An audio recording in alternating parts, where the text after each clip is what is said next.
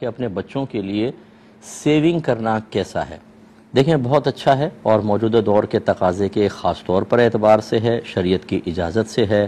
نبی کریم صلی اللہ علیہ وسلم کی تعلیم کے عین مطابق ہے۔ حضرت سعد رضی اللہ تعالیٰ عنہ کہتے ہیں کہ نبی کریم صلی اللہ علیہ وسلم میرے پاس عیادت کے لیے تشریف لائے تو میں نے عرض کیا رسول اللہ میں یہ چاہتا ہوں کہ اپنا سارا مال اللہ کی راہ میں صدقہ کر دوں۔ سرکار نے فرمایا کہ نہیں۔ میں نے کہا آدھا کر دوں؟ فرمایا کہ یہ بھی زیادہ ہے۔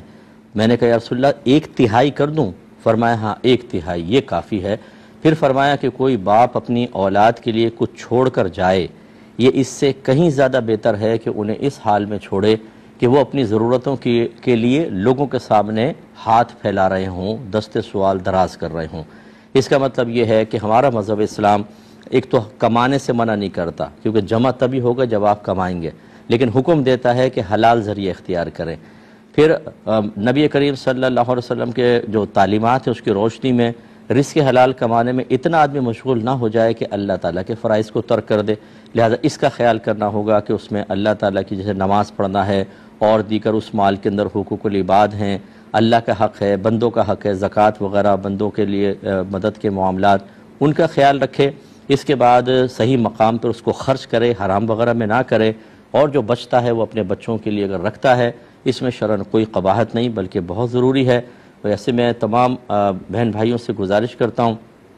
ہو سکتا ہے بعض اس سے برا بھی مان جائیں، کیونکہ بعض جب بھی کوئی شرعی حکم بیان ہوتا ہے تو بعض کے ذاتی مفادات پر انہیں ضرب لگتی محسوس ہوتی ہے تو وہ ناگوار محسوس کرتے ہیں، جبکہ میرا مشورہ تو شریعت کے مطابق ہوتا ہے۔ بعض بچے پیسہ کماتے ہیں، سارا کا سارا پیسہ والدین کے ہاتھ میں دے دیتے ہیں، بیوی بچوں کو کچھ نہیں دیتے، جیسے باہر کما رہے۔ اچھی بات ہے، سعادت کی بات ہے، ماں باپ کو اہمیت دیں، لیکن ہوتا یہ ہے کہ ماں باپ یہ بیلنس آؤٹ کر لیتے ہیں کہ وہی پیسہ اس کے بیوی بچوں پہ خرچ کرنے کے بجائے تمام وہ اپنے دوسرے بچوں کے اور دیگر معاملات میں خرچ کرتے رہتے ہیں، اور اس طرح کے سینکڑوں کیسز آئے کہ جب وہ بچہ اپنی جاب ختم کر کے واپس آیا تو اس کی فیملی کے پاس کچھ بھی نہیں تھا، اور ماں باپ نے بھی لال جھنڈی دکھا دی بھائی بہنوں نے کہ ہمارے پاس بھی تمہارے لیے کچھ نہیں ہے، اور اس کو پھر زیرو سے دوبارہ اپنی بیوی بچوں کو لے کر چلنا پڑا۔ بلکہ یہ تک اس طرح کے کیسز آئیں کہ پیسہ بھیجا، مکان بنا لیا، لیکن ماں باپ نے اپنے نام بنایا، اور جب وہ واپس آیا تو اسی گھر سے اس کو بیوی بچوں سمیت نکال دیا، حالانکہ اس کے پیسے سے بنا تھا۔ ایک بھائی نے کہا میں نے بہنوں کی شادی کی، بھائیوں کی شادی کی، سب کی، لیکن آج میری بیوی بچے اس گھر سے باہر ہیں۔ تو اس قسم کے جب صورتحال ہو تو اس کا مطلب یہ ہے کہ آپ کو بیلنس قائم کرنا ہوگا، بیوی بچوں کے لیے الگ سیونگ کرتے رہیں، اپنے لیے کریں، اپنے ماں باپ اگر محتاج ہیں ان کو دیں، بھائی بہن محتاج ہیں بالکل دیں، محتاج ہیں تو اگر والدین خود مالدار ہیں، ان کی پینشن آتی ہے 80 ہزار لاکھ پینشن آتی ہے جو ڈائریکٹ اکاؤنٹ میں چلی جاتی ہے، ایسے ماں باپ محتاج نہیں ہوتے، ان کی خدمت کی نیت سے اگر آپ کچھ دیں